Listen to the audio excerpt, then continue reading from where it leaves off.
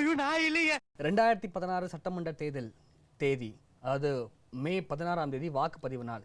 இந்த தேதியை அறிவிச்சதுலேருந்து எல்லா தொலைக்காட்சிகள்லையும் எல்லா ஊடகங்கள்லையும் பயங்கரமான டிபேட்ஸ், ஒரு சீரியஸ் மோடுக்கு எல்லா தொலைக்காட்சிகளும் மாறிட்டாங்க.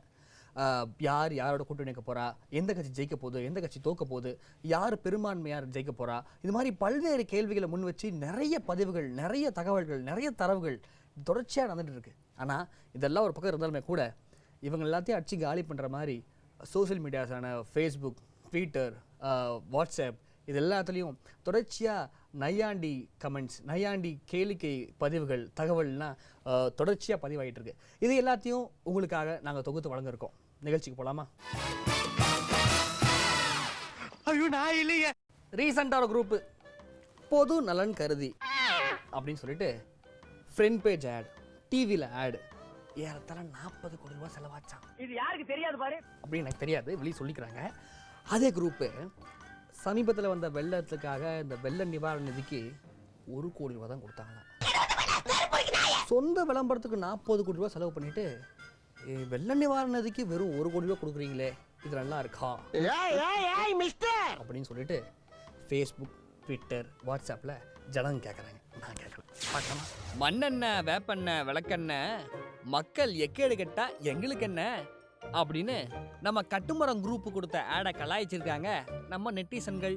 இழுப்பெண்ணெய், விளக்கெண்ணெய், ஈச்செண்ணெய், ஈழத்தில் பழலட்சம் தமிழன் செத்தா எனக்கென்ன, உரிய நேரத்தில் நடவடிக்கை எடுக்காமல் உண்ணா நோன்பு மோசடி செய்து 3 லட்சம் தமிழர்களுக்கு முள்ளிவாய்க்காலில் கொல்லி வைத்தவர்களுக்கு விடை கொடுப்போம், வேறறுப்போம் அப்படின்னு நம்ம நெட்டிசன்கள் சொல்லியிருக்காங்க. வரும் ஆனா வராது, இருக்கும் ஆனா இருக்காது, 50 பூதங்களையும் ஆட்டைய போட்ட இனி இருக்கவே இருக்காது அப்படின்னு நமது நெட்டிசன்கள் கருத்துக்களை பதிந்துள்ளார்கள். 5 வருஷம் டெப்புட்டி சிஎம்மா இருந்தப்ப டீ கடையில் டீ குடிச்சு பார்த்துருக்கீங்களா? வயக்காட்டில் இறங்கி வந்து பேசியதை பார்த்துருக்கீங்களா? செல்ஃபி எடுத்து ஆட்டோ டிரைவரை அடிச்சதை தான் பார்த்துருப்பீங்களா? என்னங்கடா இப்படி நடிக்கிறீங்களா என்று அவர்களுடைய நடிப்பு திறனை பாராட்டி ஆஸ்கார் விருது கொடுத்திருக்கிறார்கள் நமது நெட்டிசன்கள். வீராணம் ஸ்கேமை பார்த்துருப்பீங்க, 2G ஸ்கேமை பார்த்துருப்பீங்க, பூச்சி மருந்து ஸ்கேமை கூட பார்த்துருப்பீங்க, பதவிக்காக ரோடா சுத்துறத பார்த்துருப்பீங்க. ஆனா இவ்வளவு ஏங்க கூட்டணிக்காக துப்பு வாங்கினதை கூட பார்த்துருப்பீங்க. ஆனா தேர்தலில் 234 தொகுதிகள்லையும் அவங்களே தோற்கடிச்சு துண்டக்கானோ துணியக்கானோன்னு மக்கள் ஓட விரட்ட போறாங்க. அதை பாக்குறீங்களா அப்படின்னு பொதுமக்களுடைய உள்ள கருத்துக்களை தெளிவாக நமக்கு தெரிவித்துள்ளார்கள் நமது நெட்டிசன்கள். 50 வருஷம் அரசியல் பண்ணவரு 5 வருஷமா ஓடி ஒளிஞ்சதை பார்த்துருக்கீங்களா? 300 கிலோமீட்டர் தள்ளி தொகுதிக்கு போகாதவர் தன்னுடைய மகளுக்காக 3000 கிலோமீட்டர் ஓடினதை பார்த்துருக்கீங்களா?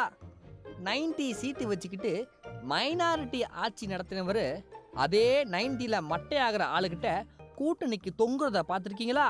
அட அவ்வளோ ஏங்க, பதவி வெறி பிடிச்சு பெத்த பிள்ளைங்களுக்குள்ள சண்டை மூட்டி விட்ட ஒரு அவங்கள பார்த்துருக்கீங்களா? பார்க்கலனா கொஞ்சம் பொறுமையா இருக்க. தேர்தல் அறிவிச்சதும் உங்களை தேடி ஓடி தேடி வருவாரு, அப்ப பாருங்க.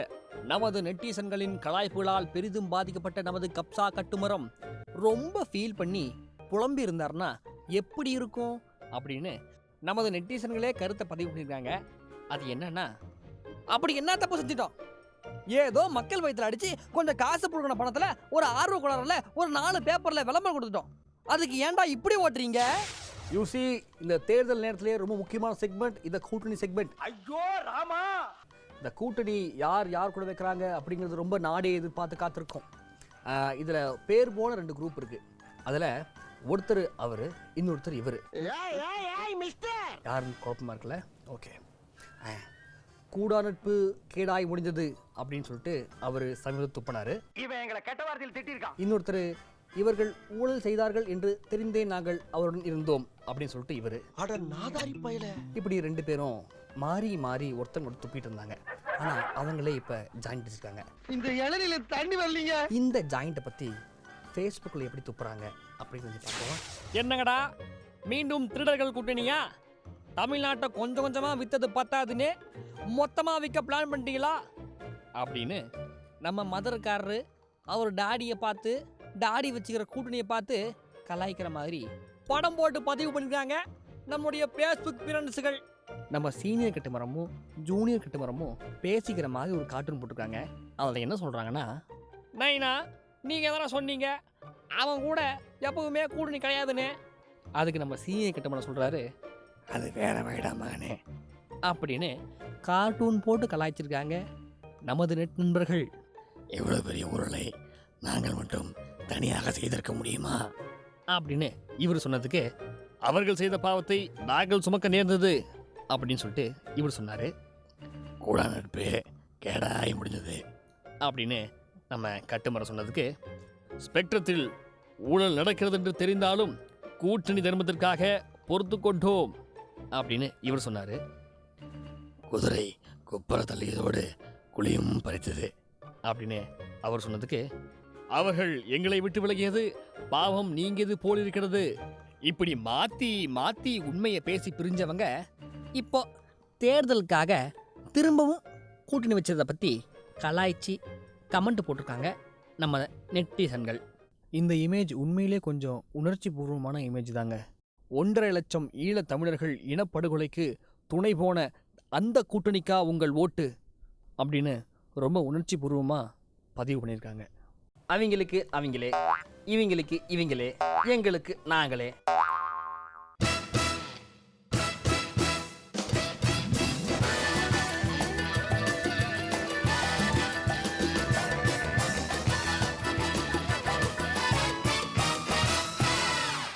ஐயோ நான் இல்லையே.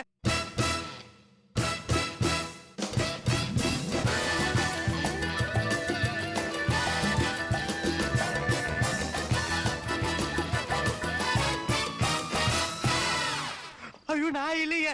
அவங்களுக்கு அவங்களே, இவங்களுக்கு இவங்களே, எங்களுக்கு நாங்களே அப்படின்னு சொல்லிட்டு எலெக்ஷன் தேதி இப்போல்லாம் இல்லைங்க, எலெக்ஷன் தேதி அறிவிக்கிறதுக்கு முன்னாடி இருந்தே காமெடி பண்ண ஆரம்பிச்சிட்டாங்க. Full time entertainment. Facebook, Twitter, WhatsApp எல்லாத்துலேயும் இவங்களை பற்றி தான் தகவல்.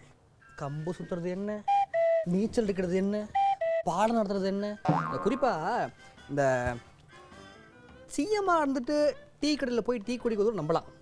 ஆனால் சிஎம் ஆகிறதுக்காக டீ கடையில் போய் டீ குடிக்கிறதுங்கிறது நம்ப முடியல. எப்பா சாமி போதும்டா ஓட்டது ரீல அந்து போச்சு. குறிப்பாக இந்த வாய்க்கா வரப்பில் வந்து ரோடு போட்டதெல்லாம் டூ மச் அப்படின்னு சொல்லி நான் சொல்லலை, இந்த ஃபேஸ்புக்கு ட்விட்டர்லாம் சொல்கிறாங்க. You better take a look. 50 வருஷமாக செவ்வாய் கிரகத்தில் ரூம் போட்டு தங்கின ஒருத்தர் தமிழகத்துக்கு திடீர்னு சுற்றி பார்க்க வந்திருக்காராமே. அது மட்டுமா, அவர் கடையில் வடை வாங்கி திங்குறாராம், டீ வாங்கி குடிக்கிறாராம். அவ்வளோ ஏன் ஆட்டோ பஸ்ஸையெல்லாம் அதிசயமாக பார்க்குறாராம் அப்படின்னு இந்த அவங்களுக்கு அவங்களே டீமை சேர்ந்த தலைமை பொறுப்பாளரை கலாய்ச்சி வால் போஸ்ட் போட்டிருக்காங்க வால் பசங்க. பார்த்தீங்கன்னா சார், இன்றைக்கி 2 கடையில் வடை வாங்கி சாப்பிட்றீங்க, 3 கடையில் டீ குடிக்கிறீங்க, 2 பாட்டியை கொஞ்சிறீங்க, ஒரு பள்ளிக்கூடத்துக்குள்ளே போய் அங்கே இருக்கிற பிள்ளைங்கக்கிட்டலாம் கெஞ்சுறீங்க. பார்த்தீங்கன்னா இன்றைக்கி சீன் அவ்வளோதான் சார் அப்படின்னு அவங்களுக்கு அவங்களே டீமோடைய தலைமை பொறுப்பாளர்கிட்ட அவரோட உதவியாளர் சொல்கிற மாதிரி அவங்களுக்கு அவங்களே நாடகத்தை கேலி பண்ணி கேலி சித்திரம் போட்டிருக்காங்க நம்ம நெட்டிசன்கள். இந்திய தொலைக்காட்சிகளில் முதல் முறையாக எங்களுக்கு நாங்களே மெகா சீரியல், 8 விவசாயிகள், 80 கேமராக்கள், ஒரு திராவிட நாடக நடிகர், வயக்காட்டில் பந்தல் போட்டு படப்பிடிப்பு நடத்தப்பட்டது. இப்படியாக எங்களுக்கு நாங்களே மெகா சீரியலை நக்கல் அடித்திருக்கிறார்கள் நமது நெட்டிசன்கள். ஆனா இல்லைங்கண்ண, செவனேன் நிலத்தை உழுதுகிட்டு இருந்தேன், காளை மாட்டுக்கு அடியில் கையை விட்டு பார்த்துட்டு இது ஒரு நாளைக்கு எத்தனை லிட்டர் பால் கறக்கணும்னு கேட்குறாங்க. இதனால இவர் எங்கேங்க போனாரு அப்படின்னு நம்மளோட ஜூனியர் கட்டுமரத்தை பார்த்து ஒருத்தர் கிரீனாக கேட்குற மாதிரி ஒரு பதிவு போட்டிருக்காங்க நம்ம நெட்டிசன்கள். நடை, தேர்தல் வந்தா தெரு தெருவா ஓட்டு வாங்க நடையா நடக்கணும். உடை, தமிழ்நாடு எல்லை தாண்டினதும் கோட்டு சூட்டுக்கு மாறிடணும். பாவனை, தேர்தலுக்கு முன்னாடி சைக்கிளை சுற்றணும், தேர்தலுக்கு பின்னாடி மக்கள் காதில் பூ சுற்றணும். இப்படி கட்டம் போட்டு நம்மளுடைய ஜூனியர் கட்டுமரத்தை கலாய்ச்சிருக்காங்க நமது கட்டுக்கடங்கா நெட்டிசன்கள். ஆஸ்கார விருதுக்கு இத்தனை தில்லாலங்கடி பர்ஃபார்மன்ஸுக்கு சிறந்த காமெடியனாக எனது மகன் ஜூனியர் கட்டுமரத்தை நாமினேட் செய்யாததை நான் வன்மையாக கண்டிக்கிறேன் அப்படின்னு நம்ம சீனியர் கட்டுமரம் மனமுருகி கதறத கார்ட்டூன் போட்டு கலாய்ச்சிருக்காங்க நம்ம நெட் பிரதர்ஸ். இந்த படத்தை பார்க்கும்போது உங்களுக்கு அமைதி படை அண்ட்ராய்ட் சீன் ஞாபகம் வருதா? ஏறத்தாழ அதே லெவலில் தான் இந்த ஃபோட்டோ போட்டிருக்காங்க. தனது செருப்பை கூட அடுத்தவரை தூக்கி வர சொல்லி காலில் மாட்டிவிட வைப்பதுதான் அவங்களே திட்டம். திட்டத்தின் தலைமையே இப்படி இருக்கிறது என்றால் அந்த திட்டமானது எப்படி இருக்கும் என்ற அளவிற்கு நம் சிந்தனையை தூண்டுகிறது இந்த படம். ஒரு லக்னத்தில் 9 கிரகங்களும் உச்சம் பெற்ற ஒருவன் கலப்பையை பிடிக்காமலும் ஏரோட்டலாம், ஷூ போட்டுக்கொண்டும் ஏரோட்டலாம் என்பதற்கு சாட்சியாக இந்த பதிவை போட்டிருக்கிறார்கள் நமது நெட்டிசன்கள். காத்து காத்து கண்கள் பூத்து விட்டேன் நீ வருவாயென அப்படின்னு சொல்லிட்டு இவர் பாடிட்டு இருக்காரு. ஐயோ ராமா! இன்னொரு பக்கம் இவர் தண்ணி தொட்டி தேடி வந்த கண்ணு குட்டினா அப்படின்னு சொல்லிட்டு இவர் பாடிட்டு இருக்காரு. இந்த சுச்சுவேஷன்ல இப்போ இவர் அந்த பழமானது கண்டிப்பாக நழுவி பாலில் விழும் அப்படின்னு சொல்லியிருக்காரு. அது பாலில் விழுகிறதா அல்லது பாலாய் போகிறதா அப்படின்னு சொல்லிட்டு ஜனங்க கமெண்ட் போட்டிருக்காங்க. அவர்கிட்ட கூட்டணிக்காக கெஞ்சுறத கார்ட்டூன் போட்டு கலாய்ச்சிருக்காங்க. அது என்னன்னா, என் மகனை சேர்த்து அடிச்சிருக்கேன், ஏதாவது பார்த்து செய்யுங்க. ஜெய் விகாந்த், ஜெய் பிகாந்த், ஜெய் சுகாந்த், எப்படியாச்சும் கூட்டணி வந்துடுடா அப்படின்னுட்டு அவர் குடும்பத்தோட ப்ரே பண்ற மாதிரி படம் போட்டு கலாய்ச்சிருக்காங்க டபுள்யூ பிரதர்ஸ். இந்த போட்டோல சீனியர் கட்டுமரமும் ஜூனியர் கட்டுமரமும் பேசிக்கிற மாதிரி ஒரு பதிவு போட்டிருக்காங்க. அதாவது 2011 தேர்தலில் இந்த ஆள் நம்மளை ரொம்ப கேவலமாக பேசியிருக்கானேண்ணா அப்படின்னு ஜூனியர் கட்டுமரம் சீனியர் கட்டுமரம் சொல்கிறாரு. அதுக்கு சீனியர் கட்டுமரம் பாட்டோண்டாம அவனே அந்த ஆளை வச்சு செய்வோம் அப்படிங்கிறாரு. இதுக்கு அவர் இருக்கார்ல, ஏன் உள்ள பெருசாக ஒரு பம்பரை ஒன்று ரெடி பண்ணி வை, தலைவனை மல்லாக்க போட்டு அந்த ஆள் தொப்புள்ளையே பம்பரை விடுறேன் அப்படின்னு கலாய்ச்சிருக்காங்க நமது நெட் சகோதரர்கள். கட்டுமரம் குரூப்பை ஸ்கூல் பசங்க கலாய்ச்சி பார்த்துருப்பீங்க, காலேஜ் பசங்க கலாய்ச்சி பார்த்துருப்பீங்க, ஏன் ஐடி பசங்க கலாய்ச்சி கூட பார்த்துருப்பீங்க. பல்லு போன பியூட்டி கலாய்ச்சி பார்த்துருக்கீங்களா?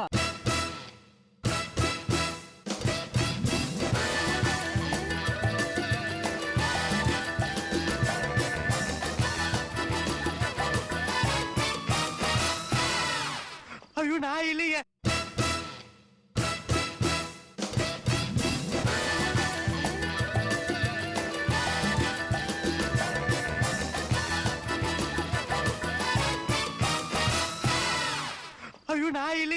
கட்டுமரம் குரூப்பை ஸ்கூல் பசங்க கலாய்ச்சி பார்த்துருப்பீங்க, காலேஜ் பசங்க கலாய்ச்சி பார்த்துருப்பீங்க, ஏன் ஐடி பசங்க கலாய்ச்சி கூட பார்த்துருப்பீங்க. பல்லு போன பியூட்டி கலாய்ச்சி பார்த்துருக்கீங்களா? இப்போ பார்ப்பீங்க. என் பேர் சண்முக தாய்ப்பா. யாருக்கு ஓட்டு போடுவீங்க? அம்மாவுக்கு போடுவேன். அம்மாவுக்கு என்ன சின்னங்கிறது தெரியுமா உங்களுக்கு? தெரியும், ரெட்டல அதான் பரம்பரையாச்சே. கருணைக்கு போட மாட்டீங்களா? கருணாநிதி போடுவோம். அவர் என்ன பண்ணாரு? அவரு புளித்த சோளமாவு கொண்டாந்து போட்டாரு தெரியுமா? அரி போயிட்டு அரிச்சா இவ்வளவு புழு வரும், அரி போயிட்டு அரிச்சா இவ்வளவு புழு வரும். அது என்னைக்கோ நடந்தது இன்னும் பேசிக்கிட்டு இருக்கீங்களே? இனிமே அதான் நடக்குயா. அவர் இலவச டிவி எல்லாம் கொடுத்தாரு. டிவி மறுநாளே ஓட்டைய வச்சு அறுக்காரியா, மறுநாளே ஓட்டைய வச்சு அறுக்காரியா. எங்க வீட்டுல மிக்சி இருக்கு, கிரைண்டர் இருக்கு, காத்தாடி இருக்கு. ஆமா. சரி, இந்த விஜயகாந்த் எப்படி பட்டி? விஜயகாந்த்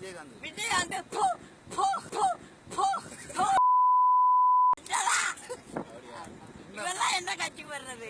இந்த மக்கள் நல கூட்டணி, இந்த வைகோ, இந்த அதெல்லாம் அண்டு போன கட்சி, அதெல்லாம் அண்டு போன கட்சி.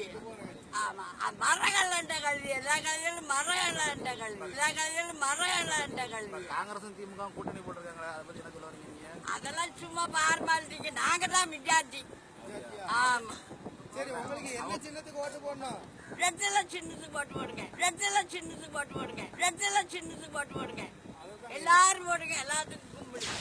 இப்போ இந்த லண்டனில் கூட இப்போ லண்டனில் பார்த்தீங்கன்னா இந்த பாகுபலி 3 இந்த தூக்கி அடிச்சிருவோம் பார்த்துக்க. என்னடா சம்மந்தம்லாம் பேசணும்னு பார்க்குறீங்களா? இப்போ நான் அப்படி பேசுகிறேன்ல, வீடியோவை பார்த்தீங்கன்னா உங்களுக்கு தெளிவாக இருக்கும். விஜயகாந்த் வந்து அவருக்கு முதலமைச்சர் ஆகணும்னு ஆசை இருக்கலாம், ஆனால் எவ்வளவு கஷ்டங்கிறது அவருக்கே தெரியாது. அவர் பேசுறது முதல்ல மக்களுக்கு புரியும். அவர் என்ன பேசுறாரு சொல்லுங்க. மக்களு நான் என்ன சொல்றேன்னா, இப்போ இந்த செம்பரம்பாக்கம் ஏறிங்கும் போது அந்த செம்பரம்பாக்கம் வேற, இப்போ வெள்ளம் வந்துச்சுன்னா இப்போ சக்கரை பொங்கல்ல போடுற வெள்ளம் வேற, மழை பெஞ்சு போற வெள்ளம் வேற. 2 வெள்ளத்துக்கு எல்லாம் அப்படி மக்கள் ஏழைக்கு நாங்கள் தான் போகணும். இப்போ ஜப்பான்ல கூட தான், இப்போ லண்டன் எடுத்துக்கங்க, இப்போ இங்கே கூட பார்த்தீங்கன்னா இந்த லைட் எரியுதுன்னா, இப்போ பச்சை சிகப்பு மஞ்சள்ங்கிற லைட் எரியும் போது அதான் அவங்க சொல்லும்போது அதெல்லாம் இது கூட்டணி பிரச்சனை, அது எல்லாம் எவ்வளவு ஏன்னு எதுக்கு இதெல்லாம் இலங்கை வந்து கேட்குறாரு. என்ன மதுவிலக்கு போய் போராட்டத்தை உட்காந்து அமல்படுத்த சொல்லி என்ன நினைஞ்சது? எல்லாம் தான் உட்காந்துருக்காங்க பூரா வந்து காவல்துறை உங்களை ஏதாவது பண்ணாங்களான்னு கேட்டா அதுக்கு என்ன, காவல்துறை வந்தாங்க சும்மா கையை பிடிச்சாங்க, அடிக்கவே இல்லை, ஆனா அடிச்சதை விட அதிகமா வலிக்குது. என்ன பண்ணாங்கன்னு இதெல்லாம் இந்த பக்கம் வர பிடிச்சாங்க. அப்படி பார்க்கும்போது அந்த கைதினா இப்ப இப்ப இந்த கைதி எடுத்துங்க, இப்ப இந்த கைதிக்கு அந்த இப்ப ஜப்பான்ல கூட லண்டன்ல கைது எல்லாம் நான் விஜயகாந்த் சொன்னா அதெல்லாம் தப்பா. ஏன் சொல்றேன்னா, தலைவர் கூட்டணி வைக்க வந்திருக்கேன். எந்த கூட்டணி இல்ல, தேமுதிகவும் கூட்டணி வைக்கலான்னு பிரியப்படுறேன். எத்தனை தொகுதி தருவ? உங்களுக்கு 34, எனக்கு 200. அப்ப பாரம்பரியமா இருந்த கட்சி புடிங்கிட்டு போட்டேன். நான் என்னையா பேசுறேன்? மக்களே நல்லா கவனிச்சுங்க. 2G ஸ்பெக்ட்ரத்தை பொறுத்த வரைக்கும் அப்படி பார்க்க போனா முன்னே இப்ப காவிரியை கூட இப்ப ரேஷன் அரிசியில அரிசி பச்சையா இருக்குன்னா இப்ப தேசிய கொடி கூட தான் 3 கலர், அதுக்காக தூக்கி எரிஞ்சிடும். ஏன் சொல்றேன்னா, இப்ப இங்க எடுத்து இந்த பாருங்க, டேய் அங்க உட்கார், சும்மா பேசிக்கிட்டு இருந்தோம். ஏன் சொல்ற மக்கள் இங்க எல்லாம் ஏன்னா கட்சியில ஒரு கட்டுப்பாடுங்கும் போது இப்ப என் மனைவியே சொன்னாங்க, நான் முதலமைச்சராக தகுதி இருக்குன்னு. அப்புறம் மற்றவங்களை நான் மக்களையும் கேட்கணும். என் மனைவி சொல்ல முன்னாடி மக்களோட நான் மனைவி, அந்த மனைவிக்கு இந்த அப்படி பார்க்கும்போது எல்லா மனைவியுமே, ஏன்னா இந்த மனைவிக்கு என்ன குழம்பிட்டீங்களா? சரி, உங்களை நார்மல் ஆக்கிறதுக்கு ரொம்ப நிறைய டவுட்ஸ் வச்சுட்டு ஒருத்தர் வந்திருக்காரு, அவரை மீட் பண்ணலாம். தேங்க்ஸ்மா. நான் பார்க்குறீங்க, அவர் வேற நான் வேற, நாங்கள் 2 பேரும் ட்வின்ஸ்.